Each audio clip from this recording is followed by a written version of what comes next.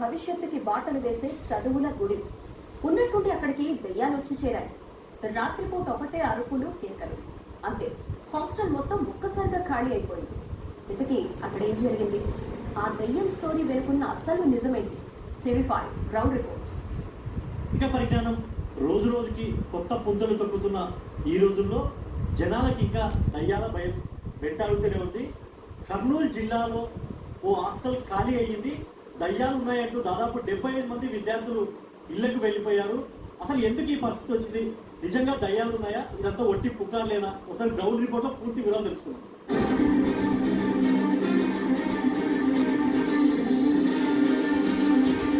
ఇది కర్నూలు జిల్లా సి-బెళగల్ మండల కేంద్రంలోని బాలికల ఆదర్శ పాఠశాల.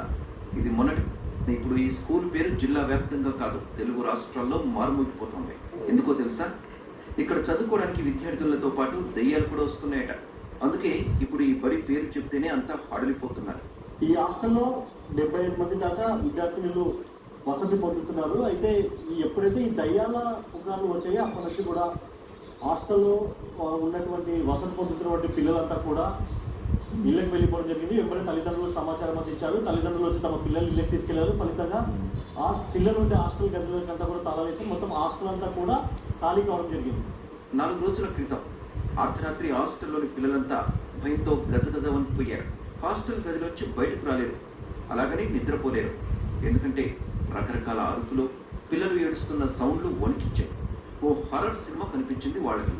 రాత్రంతా జాగరణ చేశారు. తెల్లారిన వెంటనే తల్లిదండ్రులకు ఫోన్ చేసి జరిగిందంతా మొరపెట్టుకున్నారు. సి-బెళగల్లో మోడల్ స్కూలు ఊరు శివారు ప్రాంతంలో కొండ మీద నిర్మించడం జరిగింది. మనం రోజు ఇదంతా కూడా అవుట్స్కట్ ప్రాంతము. చాలా అప్పులో ఈ ఆదర్శ పాఠశాల నిర్మించడం జరిగింది. అయితే రాత్రిపూట ఎక్కువగా గాలి రావడము, కిక్కి కొట్టుకోవడము, అదేవిధంగా చుట్టుపక్కల చెట్ల మీద ఉన్నటువంటి పక్షుల అరుపులు వినడం వల్ల పిల్లలు ఆ అరుపులు, ఈ గాలి సౌండ్లకు వీళ్ళకి కాస్త భయపడి ఉంటారని చెప్పేసి, ఇందువల్లనే ఆ సౌండ్లకే దయ్యాలు ఉన్నాయని చెప్పేసి పిల్లలు ఒకరిద్దరు మాట్లాడుతున్నటువంటి పిల్లల వల్ల స్కూళ్ళలా వ్యాపించి అందరూ భయపడ్డారని చెప్పేసి అధికారులు అంటున్నారు. వెంటనే తల్లిదండ్రులంతా హాస్టల్లో వణికిపోయారు.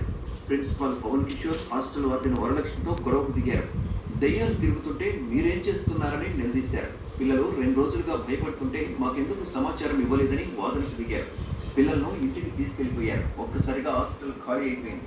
అంటే జంతువుల వల్ల కావచ్చు, పక్షుల వల్ల కావచ్చు, మనం కొండ ప్రాంతంలో ఉంటున్నాం కాబట్టి ఆ వాయిస్ అనేటువంటిది విన్నారు.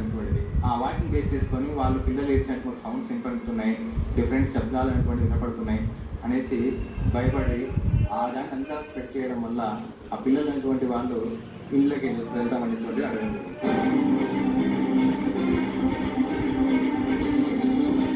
హాస్టల్లో పిల్లలు భయపడడానికి కొన్ని ప్రధాన కారణాలు కనిపిస్తున్నాయి.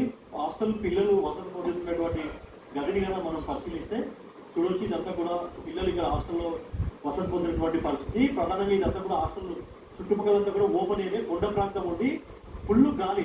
ఈ గాలికి ఈ కిటికీలు కొట్టుకునే సౌండ్లకు, దీనిలకు మనం చూడొచ్చు. కిటికీ సౌండ్లకు, కిటికీల దెబ్బకు ఈ గాలికి అద్దాలే బ్రేక్ అయినటువంటి పరిస్థితి కనిపిస్తుంది. ఇక్కడ గాలి అట్లా ఉంటుంది ఓపెన్ ప్లేస్ కాబట్టి.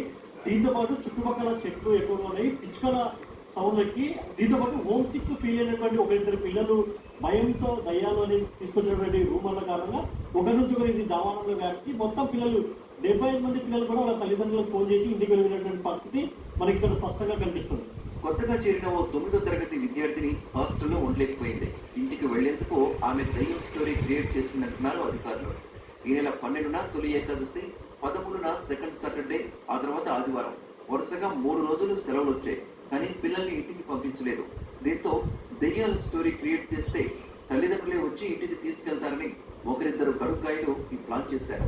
గాలికి డోర్స్ కొట్టుకుంటుంటాయి కదా, అందువల్ల సౌండ్ వచ్చిందని అంటే ఆ సౌండ్ మేము అందరూ న్యూ జాయినింగ్స్ ఉండేది, అందుకు కొత్త కాబట్టి భయపడినారు. కొత్త పిల్లలు భయపడినందుకు ఇంకా అందరికి చెప్పినా సరే ఆ మాట పైన వాళ్ళు కిందకి వచ్చి దానివల్ల అందరు భయపడినారు సార్. హాస్టల్లో దెయ్యాలు ఏమి లేవు, అందరం ఇక్కడ ఉంటాము, వేరే వాళ్ళు కూడా తిరిగి రావాలి హాస్టల్కి.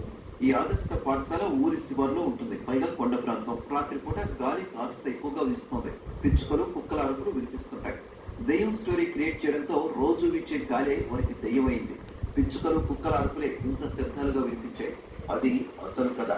చూసారు, ఇది సి-బెళగల్ హాస్టల్లో పరిస్థితి. దయాల భయంతో పిల్లలంతా కూడా ఇంటికి వెళ్ళిపోయారు. హాస్టల్లో సీట్లు దొరకని పరిస్థితుల్లో ఇలాంటి విత్త పరిస్థితుల్లో కేవలం అట్మాస్ఫియర్, గాలి, అదేవిధంగా సౌండ్స్ కి భయపడి వెళ్ళిపోయి ఇవన్నీ కూడా రూమర్స్ అని చెప్పేసి ఇక్కడ అధ్యాపకులు కూడా కొట్టిపడతాం. మనం కూడా టీమ్5 తరఫున పిల్లల పేరెంట్స్ కూడా విజ్ఞప్తి చేస్తున్నాము. పేరెంట్స్ కూడా తమ పిల్లలు ఎవరైతే పిల్లలు ఇంటికి తీసుకెళ్ళారో వాళ్ళందరినీ కూడా ఇక్కడ మళ్ళీ తీసుకొచ్చి చదివించాలి, వాళ్ళ జీవితానికి బాటలు వేయాలి. ఇప్పటికే కొంతమంది పిల్లలు వస్తారు, మిగతా వాళ్ళు కూడా తీసుకురావాలని కోరుతున్నాము. ఇది ఇక్కడ వస్తే కెమెరామెన్ మోహన్ తో సురేష్, టీవీ5 కర్నూలు.